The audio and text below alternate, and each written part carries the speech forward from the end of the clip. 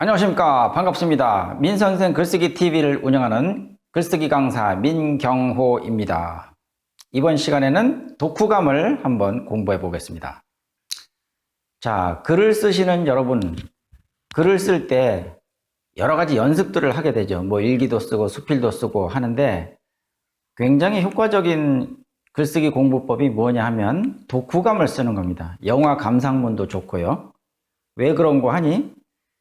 자기가 읽은 책을 정리할 수 있는 기회가 되고 독후감을 쓰는 과정에서 생각이 논리적으로 체계가 잡혀지게 되겠죠. 자, 오늘의 주제는 뭐냐면 이지성 작가가 쓴 에이트라는 책입니다. 예, 제가 쓴 책이 아니고 이지성 작가의 에이트라는 책. 이 책을 다 읽고 나서 그 느낌을 적은 독후감이 되겠습니다. 지금 오늘 공부하는 이 내용은 철저히 글쓰기라는 차원에서 접근하시면 되겠습니다. 자, 독서감상문 에이트 이지성 작가가 쓴 책입니다. 도입 부분을 저는 이렇게 시작했습니다. 자, 한번 보겠습니다. 도입 부분입니다. 공감 능력과 창조적 상상력이라는 문구가 이 책을 대표하는 핵심 키워드가 될 것이다. 그러니까 책 전체를 아우를 수 있는 주제가 무엇이냐, 그걸 먼저 한번 탁 짚어주는 거죠.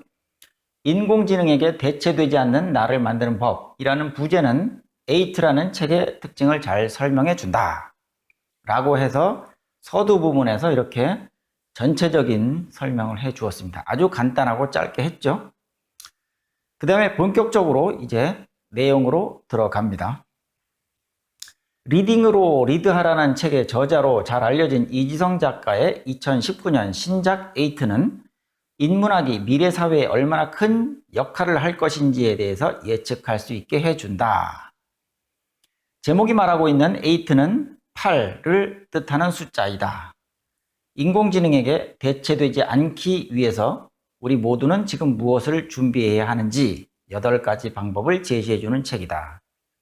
예, 이 책을 읽지 않은 사람도 대충 어떤 내용인지 파악하고 들어갈 수 있도록 이렇게 유도를 했죠.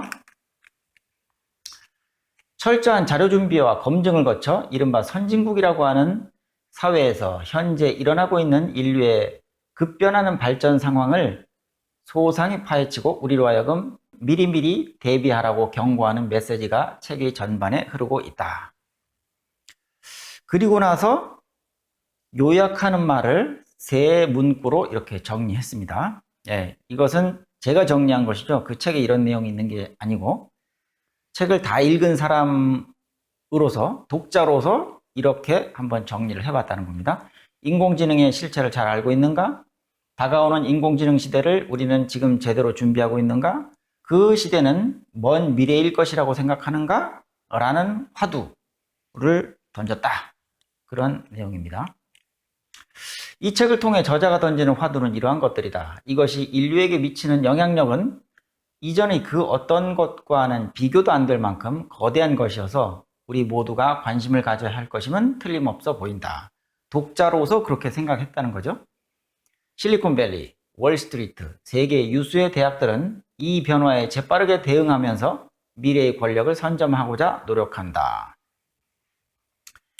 이세돌이 알파고와 바둑 대국을 벌이는 이벤트를 할 때까지 대부분의 대한민국 사람들은 인공지능에 대해 관심조차 없었다. 하지만 경악하며 큰 충격에 휩싸였다.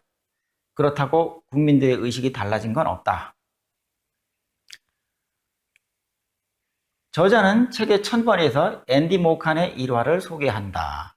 이제 책 본문으로 직접 들어가는 겁니다.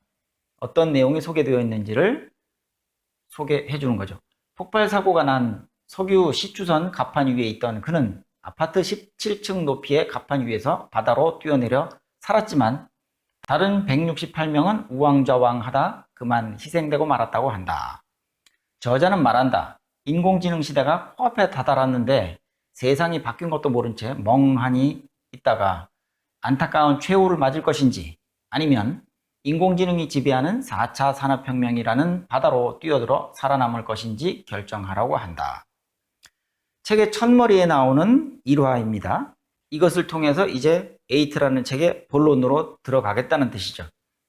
파트 2에서는 10년 뒤 당신의 일자리는 없다. 인공지능에게 지시를 내리는 사람과 지시를 받는 사람이라는 제목과 함께 사라지는 일자리에 대해 말하고 있다. 월스트리트에서 실제로 일어난 사건을 소개하고 있다. 예화를 들었습니다. 데니얼 네들러라는 청년이 켄쇼 테크놀로지라는 인공지능 기업을 창업했는데 세계 최대 금융 투자 기업인 골드만삭스가 이 회사에 전폭적인 투자를 했고 인공지능 켄쇼가 골드만삭스에 입사했다. 그 결과 600명의 트레이더 중 2명만 남기고 모두 해고되었다. 실제로 이런 일이 있었다는 겁니다.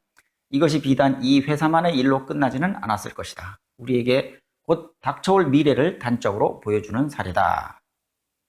더 큰 문제는 인공지능이 인간의 일을 대체할 수 있는 분야가 무궁무진하다는 데 있다. 의사, 약사, 판검사, 변호사, 세무사, 회계사, 교사, 공무원, 기업 임직원, 운전기사 등등 셀 수 없이 많은 직업들이 사라질 것으로 예견된다는 것이 정말 큰 문제다. 이 문제를 해결할 수 있는 키워드가 바로 공감 능력과 창조적 상상력이다. 이것은 인공지능이 대체할 수 없기 때문이다. 공감 능력은 빅 E, 미들 E, 리틀 E로 설명하고 창조적 상상력은 빅 C, 미들 C, 리틀 C로 설명한다. 서울대 공과대에서 발표한 보고서에서 2090년의 한국 사회는 인공지능 로봇이 대부분의 직업을 대체한 결과 한국인의 99.9997%가 프레카리아트가 된다고 말한다. 인공지능 때문에 난민 수준의 사회적 경제적 삶을 살게 된다는 것이다. 끔찍한 미래가 아닐 수 없다. 이에 저자는 인간이 인공지능에게 대체되지 않을 8가지 방법을 제시한다. 지금부터는 이제 책에서 말하는 8가지 방법이 다 소개가 되죠. 첫째, 디지털을 차단하라. 이것은 역설 중의 역설이다. 인공지능은 IT 기술이 이루어놓은 최첨단 과학인데 이를 멀리하라는 것은 틀린 주장 같기도 하다.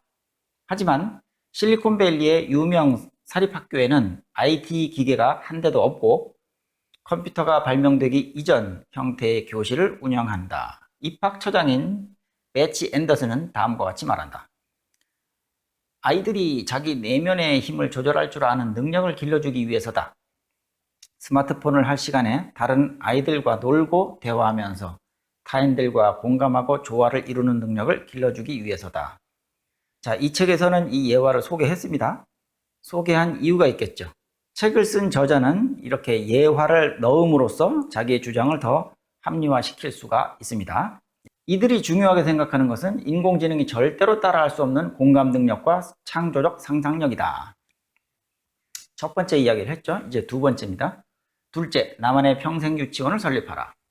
몬테소리 교육의 핵심 가치는 자유, 몰입, 성취인데 이것을 발빠르게 수용해 기업 문화로 정착시킨 곳이 바로 실리콘밸리의 혁신 기업들이다. 그들은 공통적으로 당신은 이미 지혜로우니 알아서 하라를 표어로 내걸고 있다고 한다. 사람은 누구나 어린 시절을 거치게 되어 있는데 그때 가졌던 공감 능력과 창조적 상상력을 나이 들면서 잃어간다는 것이다. 그것을 되살려내는 것이 문제 해결의 열쇠가 된다. 저자는 말한다. 당신 안에 어린아이를 다시 발견하라. 그 아이와 대화하라. 그 아이와 마음껏 노래하고 춤추라. 때론 놀이터로 가라. 거기서 아이들과 함께 놀아라. 그러면서 배워라. 자유롭게 마음껏 노는 법을. 이라고 했습니다.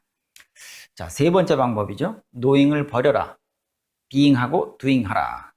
knowing, 안다는 뜻인데 knowing 위주의 교육을 버리고 being과 doing으로 바꾸라는 것이다.